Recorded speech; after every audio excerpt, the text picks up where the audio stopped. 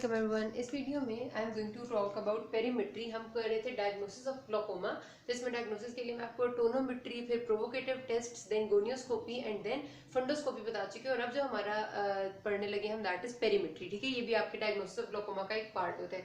Perimetry आप लोगों ने अपने फिजियोलॉजी के प्रैक्टिकल के तौर पे भी की होगी, जिसमें हम बेसिकली जिसका मकसद ही होता है कि we have to check the visual field of the patient. अब जाहिर सी बात है, एक ग्लोकोमा का पेशेंट है, हमने कहा था, हमने ग्लोकोमा की जब डेफिनेशन पढ़ी थी तो उसमें हमने मेंशन किया था कि ग्लोकोमा की डेफिनेशन में हम कहते हैं कि there is progressive optic neuropathy. ठीक है, ऑप्टिक न्यूरोपैथी अगर प्रोग्रेसिवली हो रही है तो मतलब कि कहीं ना कहीं ऑप्टिक नर्व का किसी ना किसी जगह पर डैमेज हो रहा है। और अगर ऑप्टिक नर्व का डैमेज हो रहा है तो कहीं ना कहीं विजुअल फील्ड में प्रॉब्लम आती है।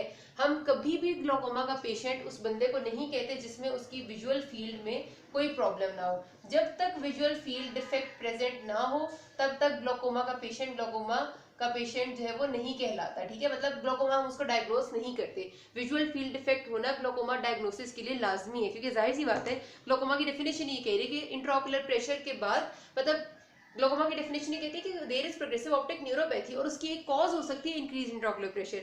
अगर हमने टोनोमेट्री की, हमें इंट्राओकुलर प्रेशर इंक्रीज मिल गया, अगर हमने गोनियोस्कोपी की, हमें एंगल में थोड़ा सा नैरो मिल गया, लेकिन विजुअल फील्ड डिफेक्ट नहीं है, तो हम उसको कभी भी ग्लोकोमा नहीं कहेंगे। वो हाली उसका उस वक्त एंगल थोड़ा सा बंद है और हम उसको ठीक करने के लिए कुछ ना कुछ करेंगे, लेकिन वो कभी ग्लोकोमा नहीं कहलाता। ये आपका वाइवा में आपसे पूछा जाता है कि आपका हॉलमार्क क्या है, तो इस वजह से मैंने आपको इस बात पे बहुत स्ट्रेस दी है कि visual field defect is necessary for the presence of glaucoma, because visual field defect is sine of optic neuropathy.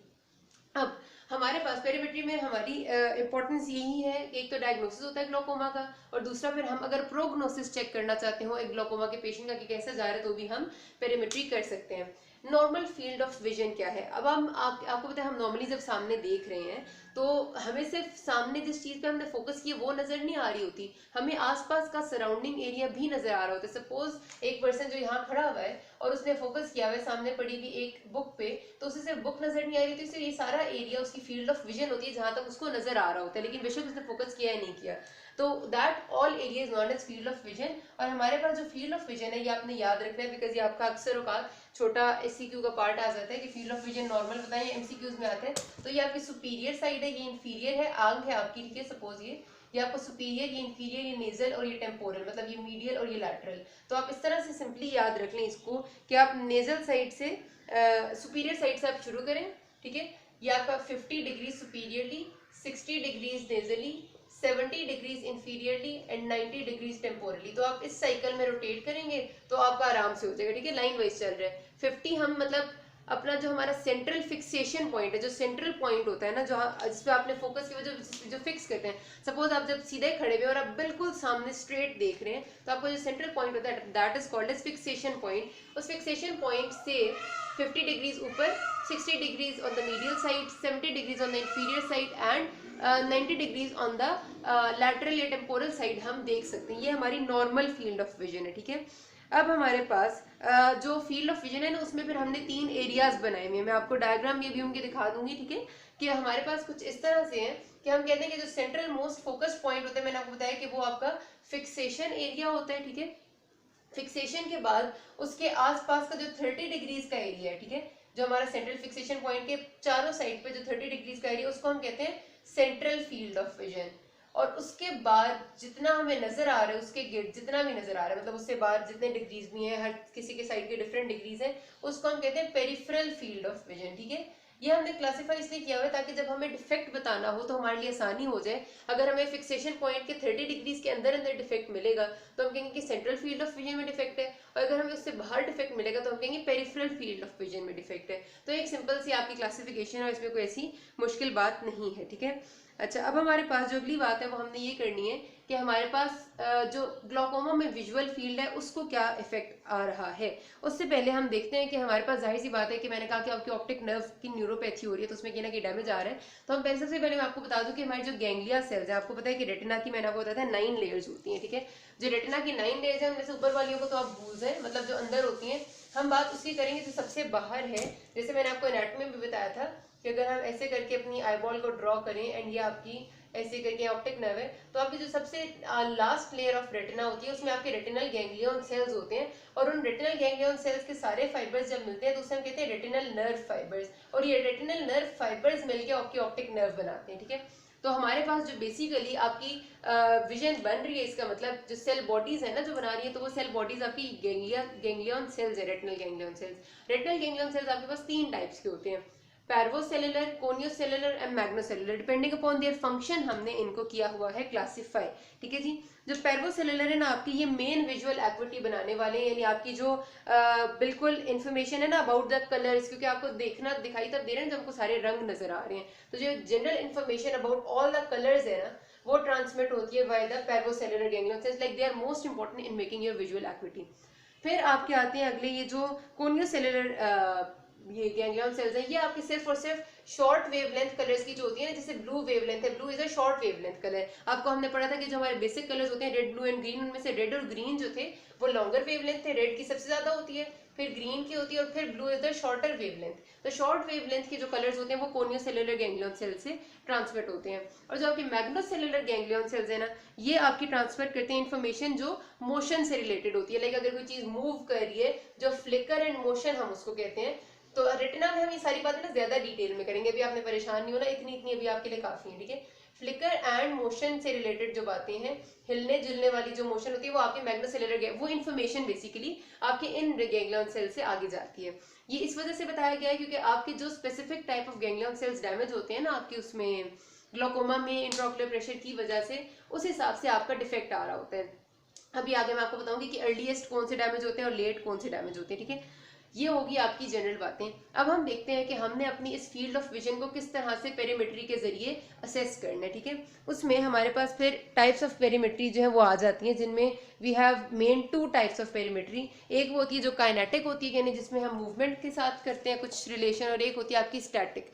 बताती हूँ मैं आपको।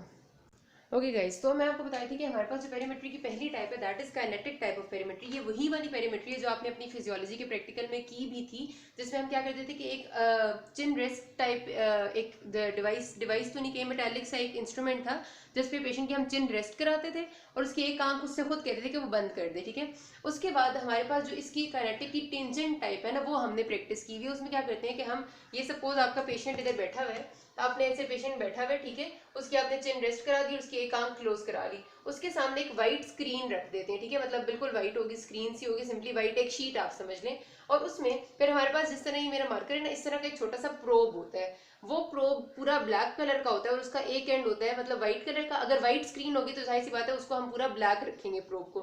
फिर हम क्या करते हैं कि हम बाहर से मतलब सपोज कर लेते हैं कि ये हमने व्हाइट स्क्रीन रखी है, जो मेरा व्हाइट बोर्ड है पेशेंट के सामने, और पीछे सामने पेशेंट बैठा हुआ है। तो मैं क्या करूंगी कि मैं किसी भी एक साइड से, सपोज ये करते हैं कि मैं इस साइड से, ये जो आपको नजर आ रहा है जहां पर मेरा मार्कर है, ये यहाँ से मैं ऐसे करके मार्कर लाना शुरू करूंगी। अब ये पेशेंट के उसमें सारी डिग्रीज बनी हुई होती है, ठीक है, आपके पेरीमीटर में आपने हर साइड से चेक करना होता है। आप मार्कर लाते हुए चेक करेंगे, पेशेंट से कहेंगे कि जैसे ही आपको मार्कर की टिप नजर आएगी आपने फौरन बताना है या उंगली खड़ी करनी है। ठीक है, तो इस तरह जैसे आप लाते जाएंगे, सपोज इस जगह पर आप आए, पेशेंट को नजर आ गया, आपने वहीं रुक जाना है और आपने देखना है कि कितने डिग्रीज बने हैं, वो आपके मार्क्ड होते हैं। तो ये जो टाइप ऑफ पेरीमेट्री होती है जिसमें आपने मूव करके ऑब्जेक्ट पेशेंट की विजुअल फील्ड में लाए हैं और फिर आपने चेक किया कि कितने डिग्रीज पे पेशेंट को नजर आए, इसको हम काइनेटिक टाइप कहते हैं। जिसमें से मैंने बताया जिसमें व्हाइट स्क्रीन हम रखते हैं वो टेंजेंट टाइप है। ठीक है, जिसमें व्हाइट स्क्रीन रख के प्रोब हमने मूव करना है। ये आपका फिजियोलॉजी में आपने ये किया था। दूसरा जो गोल्डमैन टाइप होता है ना, उसमें हम सेम उसी तरह पेशेंट को बिठा के चिन रेस्ट करा के उसकी एक आंख कवर करा के उसके बाद सामने व्हाइट स्क्रीन के बजाय एक व्हाइट कलर का ऐसे कर्व्ड बाउल होता है बड़ा सा। ठीक है, बाउल नहीं होता जैसे डोंगा सा होता है,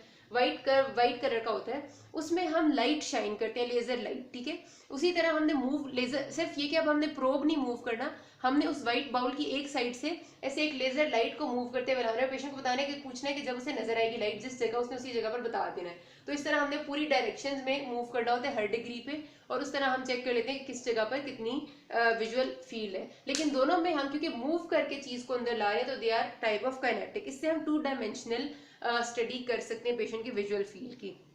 अब हमारा जो दूसरा है वो स्टैटिक है। स्टैटिक और स्टेशनरी जो है ना, ये आपका कंप्यूटर जनरेटेड होता है। इसमें आपका पेशेंट उसी तरह बैठा हुआ होता है। ऑफ कोर्स ये बात है, जो आया आपने टेस्ट करनी है उसको आपने खुला छोड़ना है, दूसरी आंख कवर करा देनी है। इसमें क्या होता है कि पेशेंट के सामने एक साथ ही उसकी विजुअल फील्ड में डिफरेंट जगह पर डिफरेंट तरह की आप लाइट्स जो है वो शो करते हैं, लेकिन बहुत डिम लाइट्स होती हैं वो, ठीक है। और उसमें फिर आप पेशेंट से पूछते हैं कि आइदर उसको लाइट्स नजर आ रही हैं या नहीं, और तब तक, और अगर नहीं आ रही तो आप उन लाइट्स को तेज करते जाते हैं by the computer generated program. जिस जगह पर पेशेंट को जितनी मतलब इंटेंसिटी पे लाइट्स नजर आ जाती हैं, उस पे आप उसको मार्क आउट कर लेते हैं और कंप्यूटर जो है उसे कन्वर्ट कर लेते हैं कि भाई कितने डिग्रीज थे ये और क्या हिसाब किताब था। तो ये स्टैटिक मेथड है जिसमें आपने हिला के कुछ नहीं लाना, कंप्यूटर के जनरेटेड प्रोग्राम के जरिए आप सब सारी की सारे विजुअल फील्ड में एक साथ ही डिम लाइट्स लाते हैं और फिर आहिस्ता आहिस्ता उनको तेज करते हैं। हो सकता है कि उसे अपनी राइट साइड वाली डिम लाइट नजर आ रही है लेकिन लेफ्ट साइड वाली ना नजर आ रही हो, तो राइट को आप उधर ही मार्क कर लेंगे थ्रू कंप्यूटर और लेफ्ट को आप तेज करते जाएंगे। तो ये आपका मेथड जो है ना, this is a very accurate method because ये ज्यादा अच्छा होता है। और इसमें साथ साथ इसमें आपकी सेंट्रल फील्ड भी मैयर हो जाती है, like with in the vision के 30 डिग्रीज भी, और आपकी पेरिफ्री पे कितना नजर आ रहा है वो भी मैयर हो जाता है। और उसमें आपको अलग अलग से कुछ नहीं करना पड़ता, एक साथ ही सारा का सारा आपका मैयर हो जाता है। आपको फिक्सेशन पॉइंट यानी जो उसका, हम क्योंकि पेशेंट से कहते हैं ना कि वो सीधा सामने देखे, बिल्कुल सामने, तो आपका फिक्सेशन पॉइंट मुसलसल साथ साथ एडजस्ट हुआ होता है। इसमें आपकी 3 डायमेंशनल एनालिसिस हो जाता है। 3 डायमेंशनल एनालिसिस का मतलब यही होता है कि आपकी central and peripheral field with the fixation point सब कुछ साथ साथ एनालाइज हो जाता है, ठीक है। और इसमें जाहिर सी बात है कि कंप्यूटर सॉफ्टवेयर है तो आपके लिए ज़्यादा हैंडी टू यूज़ है। उसके बाद हमारी जो स्टैटिक टाइप है ना, इसकी फिर 3 टाइप्स होती हैं, ये जो मैंने इस तरफ लिखी हुई हैं, जिनमें से सबसे पहली that is standard automated perimetry.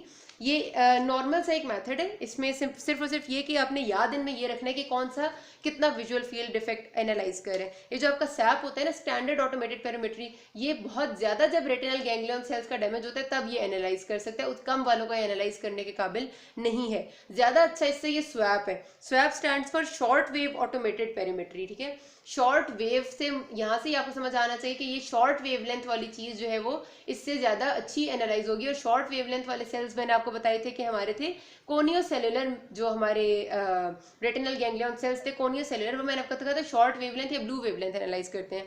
तो सबसे पहले ग्लोकोमा में डैमेज भी यही वाले सेल्स होते हैं। अर्लीस्ट जो डैमेजिंग सेल्स है वो कोनियोसेलुलर सेल्स होते हैं, शॉर्ट वेवलेंथ सेल्स होते हैं। और हमारे पास जो शॉर्ट वेवलेंथ ऑटोमेटेड पेरीमेट्री है उसमें ये वाले सेल्स की जो डैमेज होता है ना वो भी आपको पता चल जाता है। इसकी वजह ये है कि इसमें आपका बैकग्राउंड येलो रखा होता है उनने, और जो आपका स्टिमुलस लाइट देते हैं ना वो ब्लू कलर की होती है, ठीक है। तो येलो बैकग्राउंड पे आपको जब ब्लू स्टिमुलस लाइट देती है तो अगर ब्लू सेल्स जो डैमेज होंगे तो आपको फौरी पता चल जाएंगे। इस वजह से अर्ली डायग्नोसिस ऑफ ग्लोकोमा इससे हो सकते हैं। ये आपका एमसीक्यू आता है, ठीक है, कि early diagnosis of glaucoma swap की वजह से हो जाता है।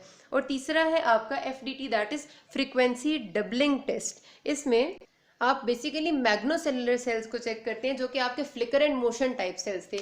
इसमें हम क्या करते हैं कि हम ना 2 फ्रीक्वेंसीज को कंबाइन करते हैं। एक होती है आपकी स्पेशियल फ्रीक्वेंसी यानी जो आपकी मार्जिनल फ्रीक्वेंसी होती है, और दूसरी आपकी होती है टेम्पोरल फ्रीक्वेंसी यानी जो लैटरल साइड पे है। तो मतलब ये कि जब हम इसमें हमने क्या करना होता है बेसिकली कि हमने 2 फ्रीक्वेंसीज के कंबाइन करके एक मूविंग चीज पेशेंट को दिखानी होती है। और आपको होता है जो फ्लिकर एंड मोशन है वो आपके मैग्नोसेलुलर पाथवेज में डिटेक्ट होता है। तो आपके मैग्नोसेलुलर सेल्स अगर डैमेज होंगे तो इसमें डिटेक्ट हो जाएंगे, और आपके कोनियों के बाद नॉर्मली मैग्नोसेलुलर ही होते हैं जो डैमेज हो रहे होते हैं, ठीक है। या तो ये दोनों साथ डैमेज होते हैं ग्लोकोमा में, या फिर पहले कोनियो और बाद में मैग्नो होते हैं। तो इस वजह से अर्ली डायग्नोसिस एफडीटी से भी पॉसिबल है। डिटेल्स इन टेस्ट की मैं इसलिए नहीं बता रही because they are not required at your level. नाम भी काफी है आपको याद होना, और बेसिक सी बस बात के कौन सा किसके लिए चाहिए। So if you have any query we have you can ask me. Thank you.